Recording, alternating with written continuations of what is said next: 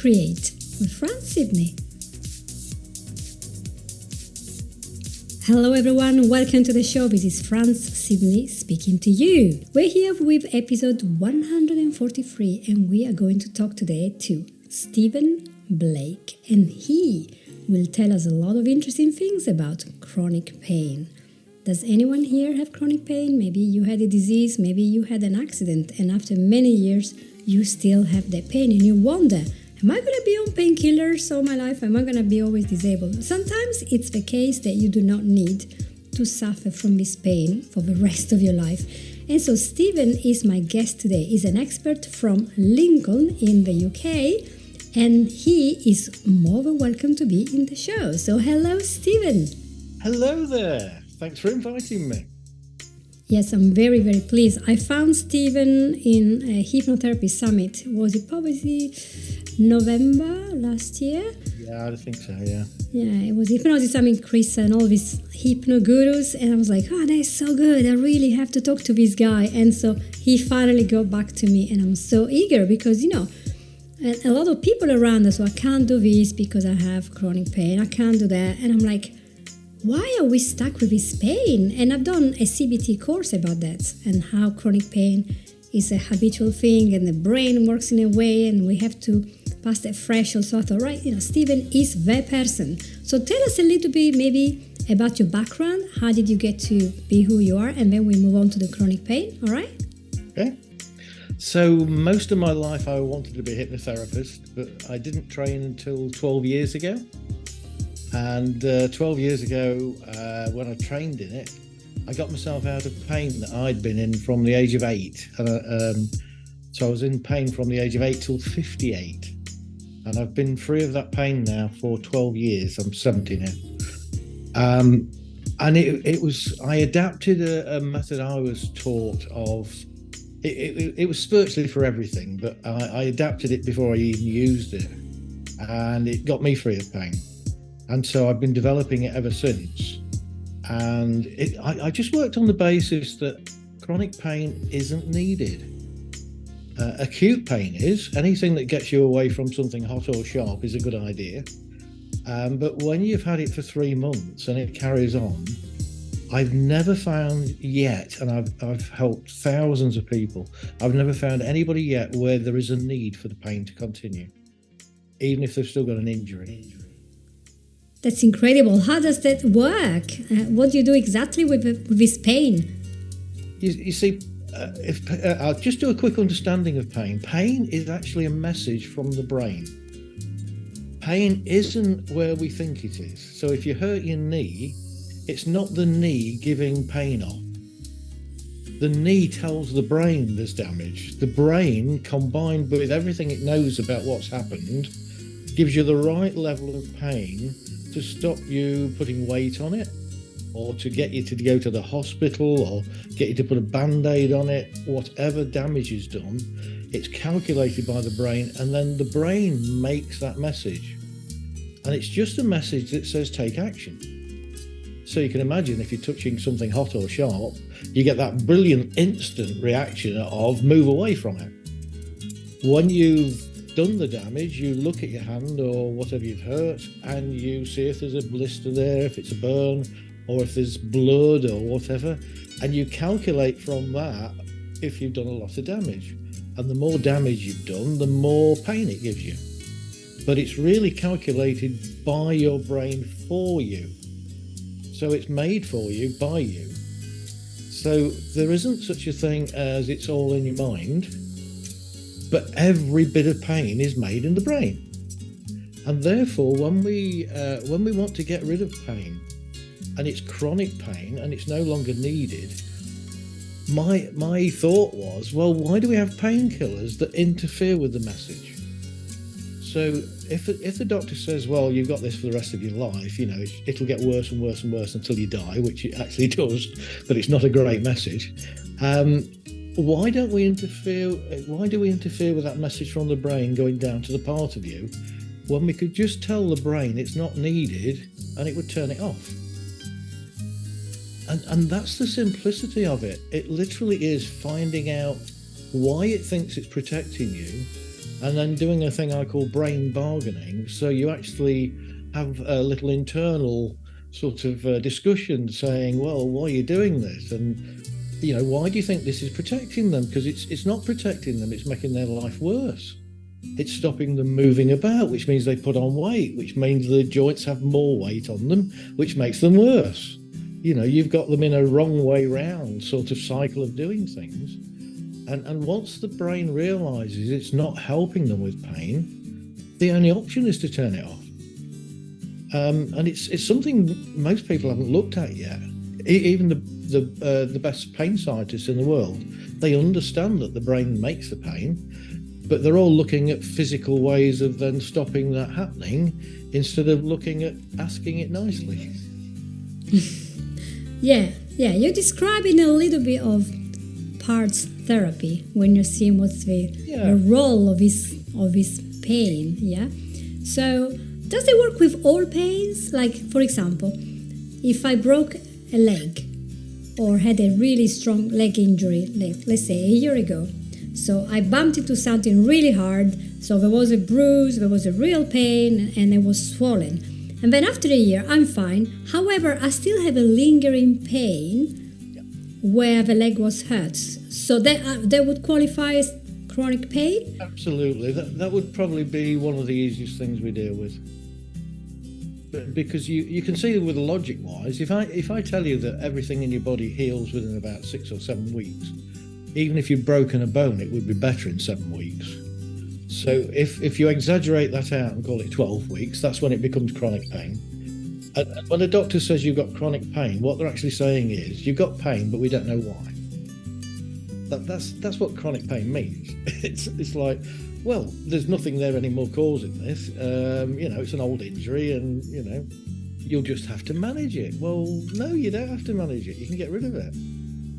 But you've got to have that internal discussion. You've got to get your conscious mind and your unconscious mind both believing it would be a good idea if it went. And once both sides of the brain are onto that, then it has no option but to go. So it even works for ongoing conditions like arthritis and things. Because once you know you've got arthritis and you've been diagnosed it, why would you need a pain message every day saying, hey, remember you've got arthritis?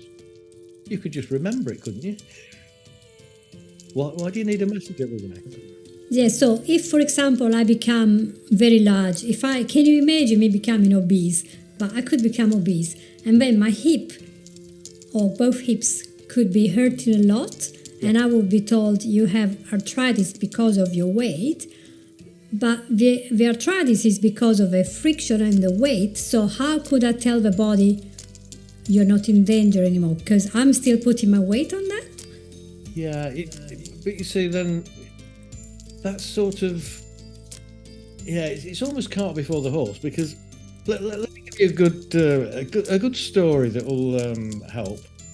I had a woman phone me one day from Holland, and I think she got through to somebody I'd trained, and they said, oh, Stephen occasionally does free work.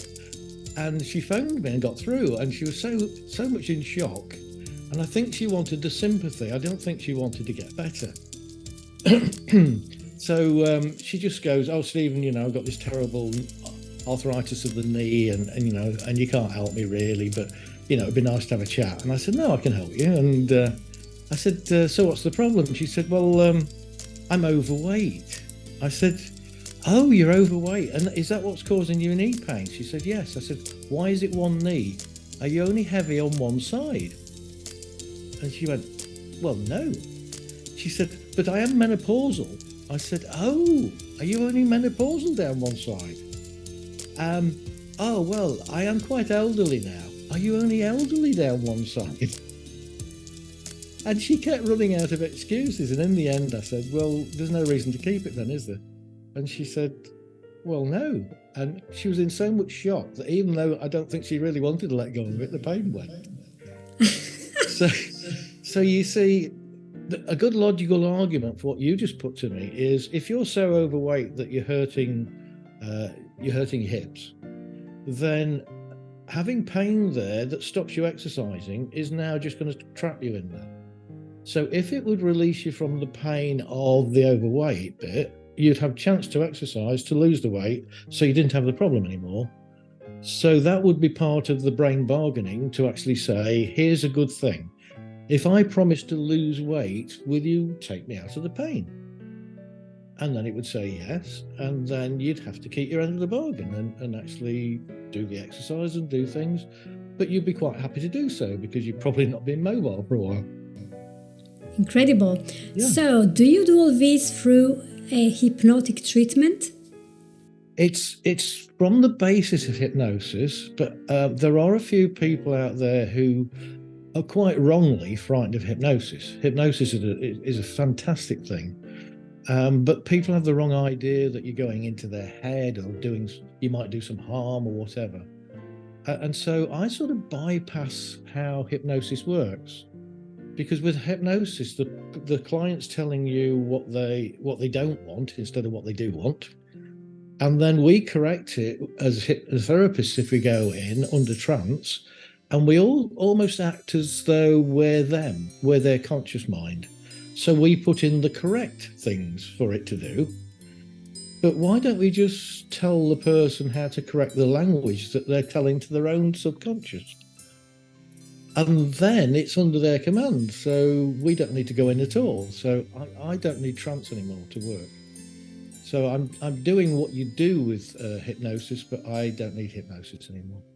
And it works really well, and people like it, and there's a logic there. And it's also getting clients to work on themselves. So whilst I like my clients, I do actually say to people, I'm just seeing you this once. I don't want to see you ever again. And I see them in one session. I never see them again.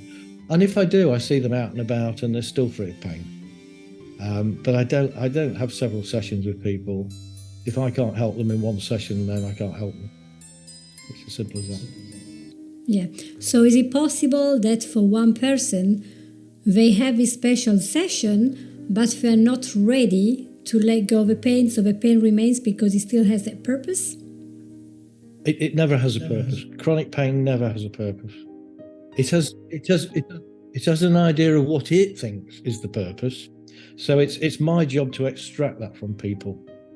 So I'm very good at getting people to tell me what's happening, even though they don't know consciously.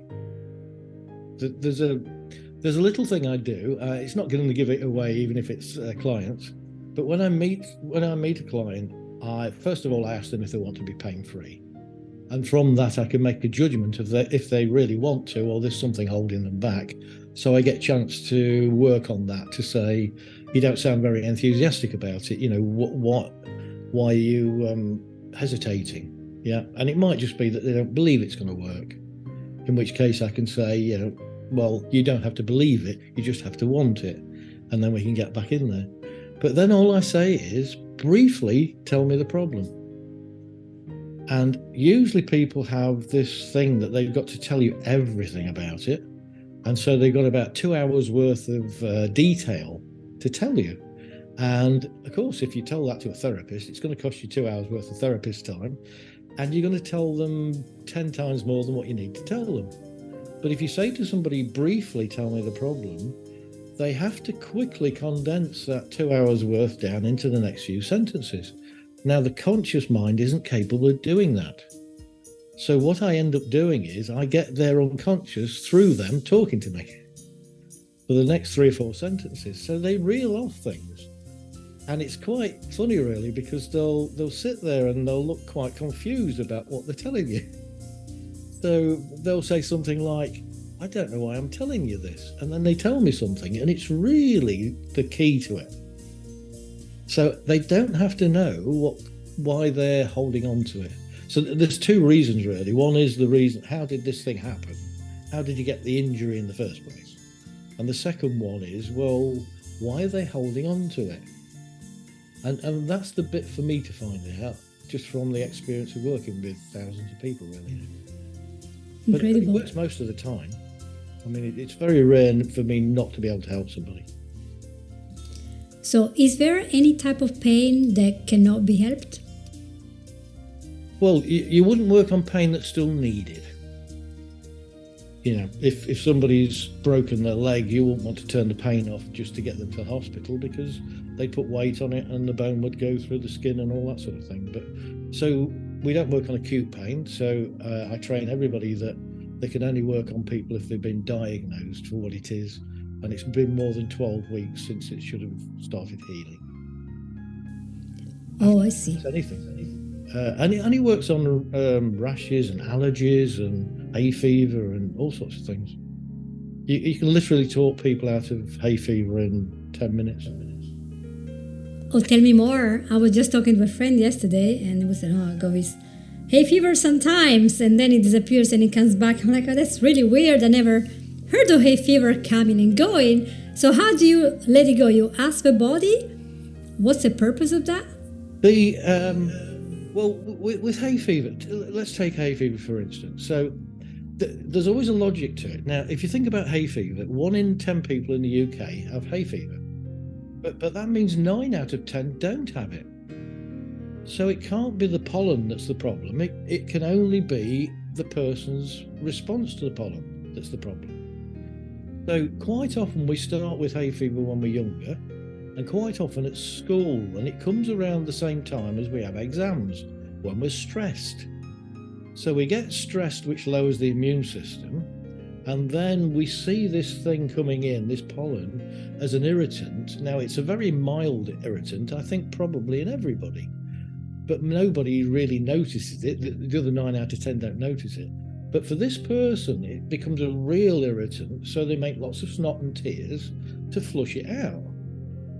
And then if it comes at exam time, they might be so bad they can't do the exams with everybody else. So they get 2 weeks extra to learn the material, and then they get a room on their own to sit in doing the exam.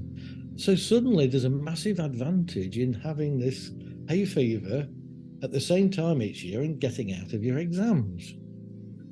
And even there's things like bragging rights. If you're not very bright, but you can say to me, oh, I've come to see you, I've got hay fever. And this was actually said to me once. There was 500 kids in our school, and I had the worst hay fever of all of them. And that's a bit like coming top in hay fever. I was rubbish at everything else, but hay fever I could do really well. And you see, and sometimes there's just a connection to it. So I helped a young lad with hay fever once, and he'd arrived on his motorbike and a crash helmet and everything else he had. And I said, does this stop you doing anything you like doing? And he said, well, no. And I said, oh, now there's a hesitation there. What does it stop you doing? And he said, well, just my motorbike.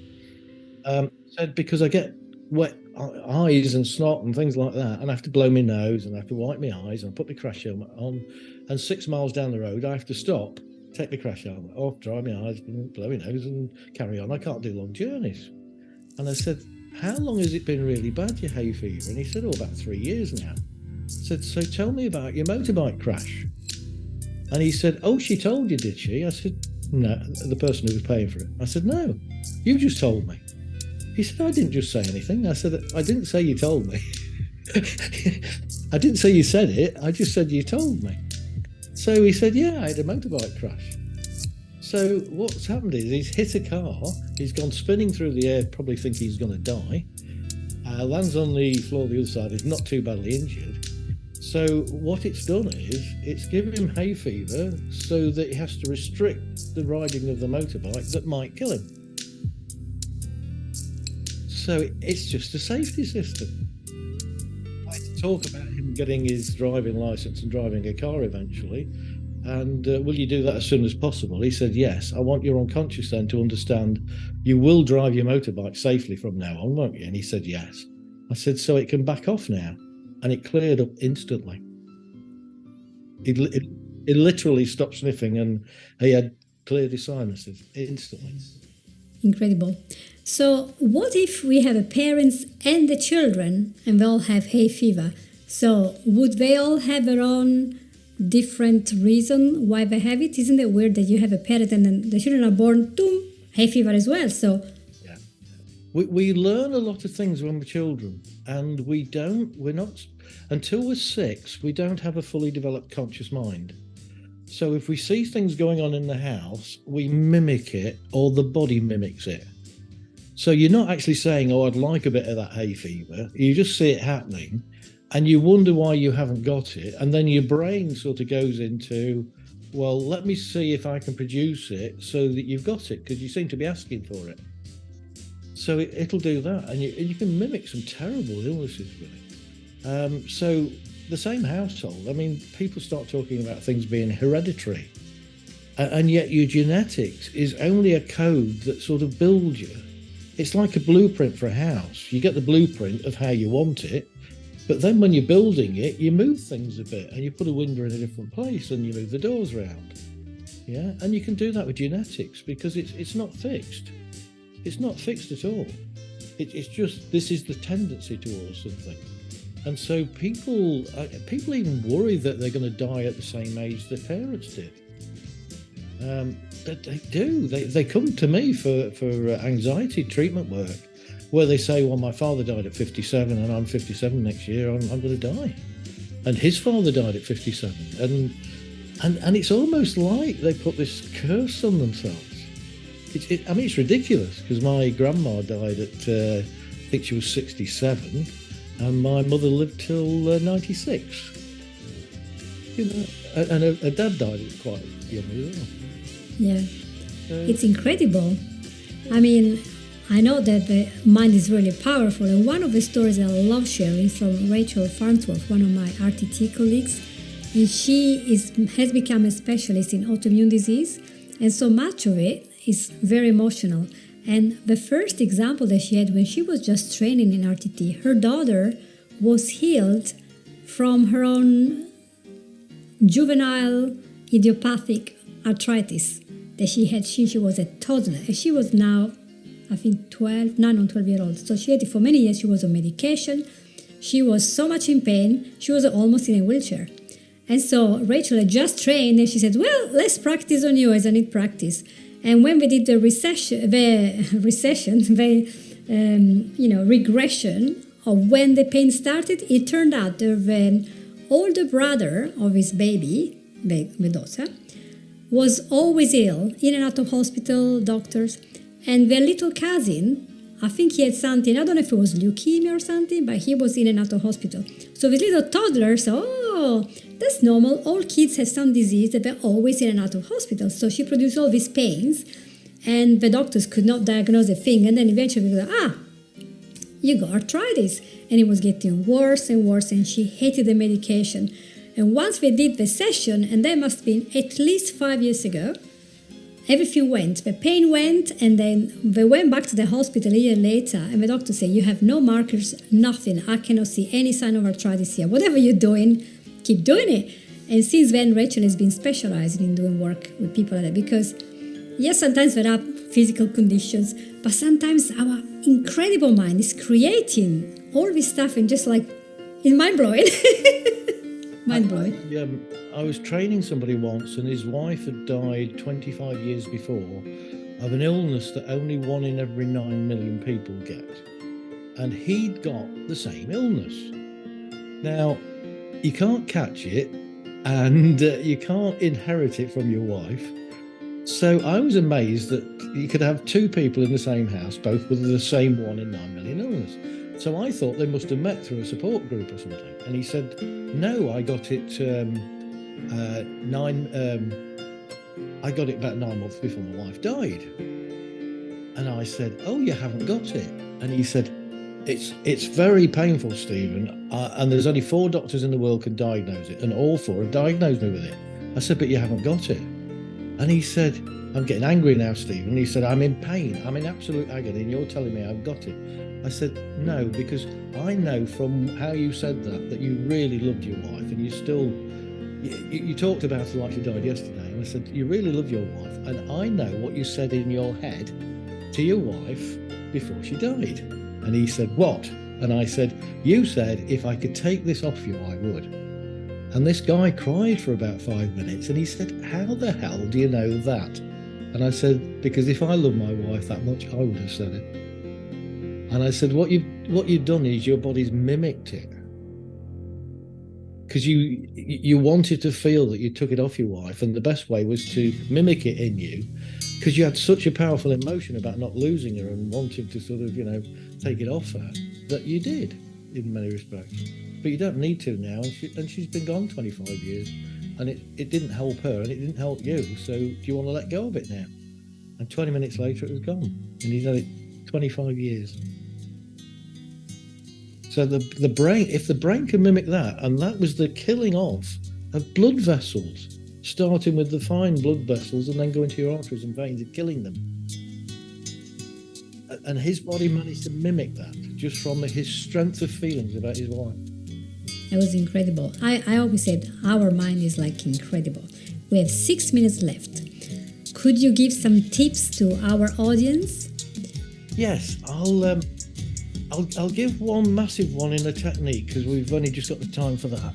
So here's what happens now. Whether this is pain, physical or emotional, or you feel an anxiety coming on, or suddenly anger, if you allow it to come on, your body shape will change and everything, and you'll join in with it. So when you get that trigger that changes your mood into a mood you don't want, here's all you need to do. I'm just going to move forward on my chair because it's got arms on it. You'll see why in a minute. All you have to do is, as soon as you feel your mood changing or pain coming on, you look around and you say, am I in danger? Yeah. So someday you'll be triggered and it will be that there's danger there and you need to fight or flight. So you look around, is anything actually going to harm me? No. You make a very firm no. Then you say, I'm safe. And when you say I'm safe, you soften your body. Now, the brain's trying to trigger you off that you're in danger and you need to join in with it. When you don't, and you've checked it out, it has to reconsider the trigger. So instead of filling you up with all the terrible chemicals and hormones that it does, it has to sort of go back on itself and go, no, they're all right. And the easiest way to soften your body, and you can all join in at home with this, is bring your shoulders forward, lift them right up in the air, brush them back as far as you can, and then let them drop there. Now, when you get there, you'll feel quite sort of proud and strong, and you certainly won't feel in danger. And it's that change of body shape that stops you joining in with this pain, fear, or whatever it is. So it's, first of all, look around, am I in danger? No, I'm safe. And then you change into this, I'm safe. And it can't possibly send that thing out to you then. Incredible. Yeah. Thank you so much. That's a great tip, guys. And if you want more tips, please reach Stephen. Do you have a website you would like to tell us about? It's oldpaintogo.com. Old Pain. So with a P is capital and the 2 is a number 2. To Old Pain to Go. You put that in a Google search, it will come out. You also have a website on. Do you have like a Facebook page as well? Yes, there's a Facebook page which is Old Pain to Go public that people can join now. That's wonderful. So people can talk in there. That would be nice. Yeah. And I've been talking to you. Now we're not close, guys. But are we gonna talk next time about fibromyalgia? Yes. I've specialised for a few years in fibromyalgia. I've helped approximately 3,000 people get better now from it. 3,000. Guys, 3,000 people. That's so if you guys are suffering from any chronic pain or fibromyalgia or anything similar, you know where to go because, Stephen has it all. So thank you so much for being with us today. And I hope you guys enjoyed this episode and maybe you would like to share it with somebody and write a review of a podcast, of course, and go visit Stephen's Old Pain to Go and ask him for a session and maybe you will be, it's your day to be released from this pain that your body was really holding on so much. Thank you, Stephen. I'll see you later. And thank you. Take care. All right, guys, thank you again, and I'll see you all next week. Take care. Bye.